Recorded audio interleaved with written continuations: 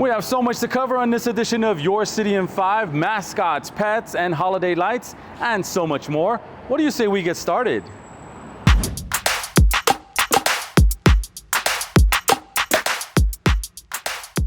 The El Paso International Airport is investing nearly $28 million worth of federal funding to enhance safety, efficiency, and sustainability.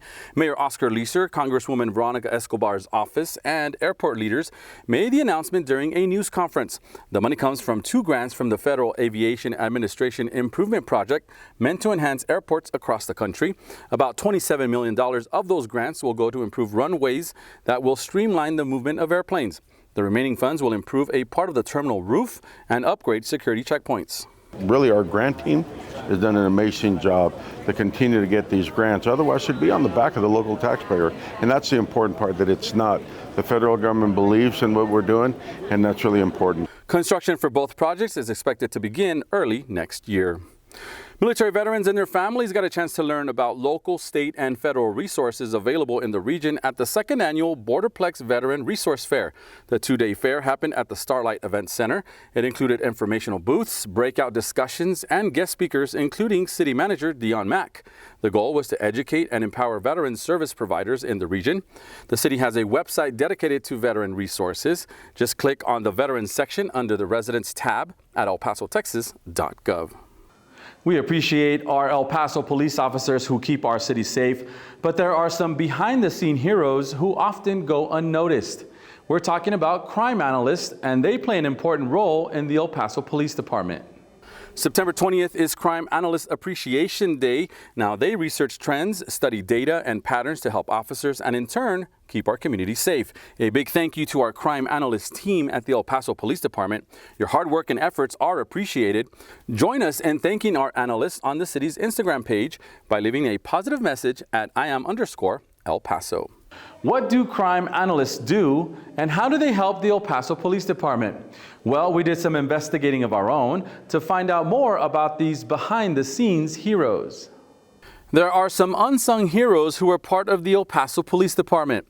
They spend countless hours behind the computer screen, analyzing and gathering data. We're talking about crime analysts. We see the police officers responding to emergencies, detectives investigating crimes, but our crime analysts are behind the desk and you don't see them, but the information they provide for are to plan and execute operations and our criminal investigations so that we can solve crime is just invaluable. We could not do it without them.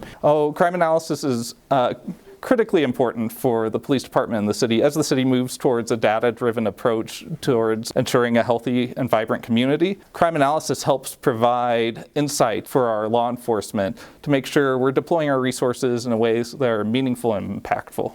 They're not law enforcement officers, but they often work alongside officers and other folks from the police department to help solve crimes.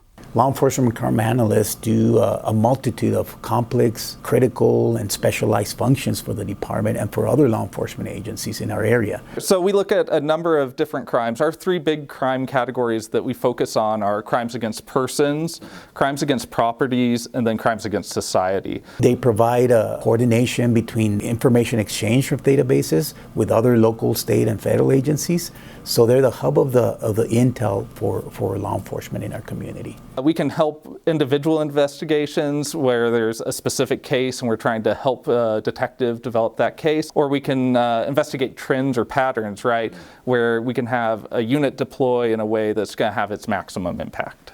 The police department has a handful of crime analysts. The main purpose of these professionals is to support the operations of the police department. Yes, we have a total of 19 crime analysts and research assistants throughout the department. They help with crime investigations by finding the missing pieces. They research crime trends, study patterns, and assist officers and detectives. So our analysts absolutely will do case support directly with a detective or an officer. We can pull up records from public databases, we can put together photo lineups. These are things that now the officer that's doing the investigation has more time to follow up on things that they need to do. In some cases, they help reduce the risk of future crimes. Crime analysts also generate and provide statistical information for administration. Without them, the job of police would be much harder. an officer will reach out and ask, hey, can you help me look into this case? Or can you find more cases like this because we think the subject has reoffended in other cases? We're going to do our best to support that. There's a lot of crime that would go unsolved if not for the intel that reports that they provide us. Wow, a lot of interesting work there. Thank you to Nigel Sherman for putting together that video, and thank you to all of our crime analysts as well as the El Paso Police Department. If you're headed downtown in the next couple of weeks, you may notice some extra lights at San Jacinto Plaza. Work crews are busy stringing holiday lights on trees, checking connections, and replacing old light strings. You may think it's a bit early for all of this, but the Parks and Recreation Department says it's necessary work. It takes about a year planning, so this is the first phase. The team comes, install all the lighting at the trees here at San Jacinto, and then they leave and come back later in the year to install the decorations. Work crews will be at San Jacinto for about 2 weeks. They'll return in late October to add more lights and eventually install the holiday tree and giant decorations in November. More than 1 million lights are showcased in and around the plaza during the WinterFest season. And while crews install lights, other city staff is busy organizing WinterFest, including the Share Gate Lights Parade. If you want to be part of the parade, spaces are still available. The team is also looking for food truck vendors who want to sponsor the Food Truck Village at WinterFest. All of this information is available at epwinterfest.com. The first day of WinterFest, by the way, is November 23rd. September is Hispanic Heritage Month. It all started with the Vivamos Mexico celebration that included the Grito at the Convention Center. Our friends at Visit El Paso and the Mexican Consulate in El Paso hosted the event that included a recognition for Mayor Oscar Leeser. Other events are also planned throughout the city. Man, you may want to stop by San Jacinto Plaza to see these colorful letters on your screen. They pay tribute to the Hispanic Heritage Month. The giant love letters, as they're called, have beautiful patterns and designs. They're also great for pictures. They'll be at the plaza throughout the end of September. Well, September is also Childhood Cancer Awareness Month, and our favorite mascots from the city spent some time at the El Paso Children's Hospital, spreading some love and smiles for young patients.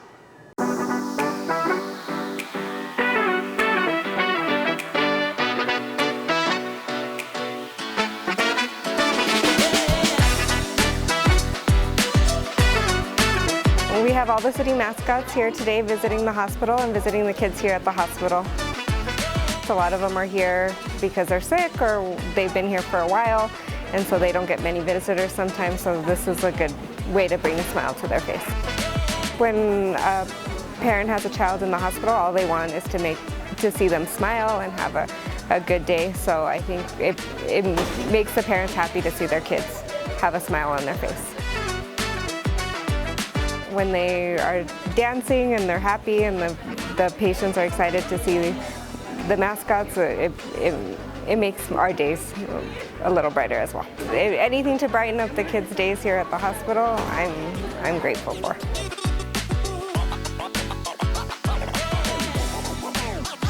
I want to thank the city and all our mascots for being here today, and we really appreciate you guys.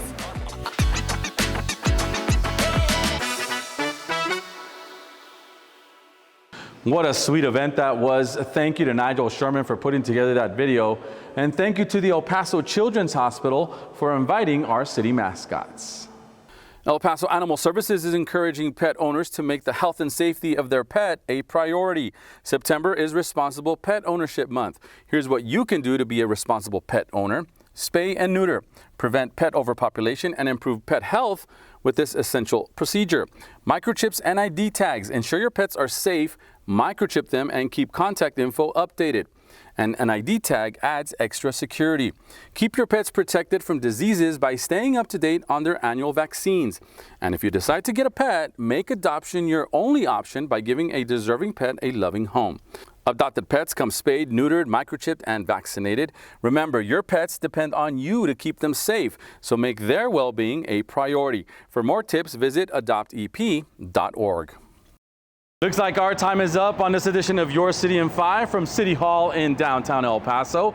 For Mario Ramirez, who's behind the camera, and Nigel Sherman, I'm Ricky Saillas. Stay safe and please be good to each other. We'll see you next time on Your City in 5.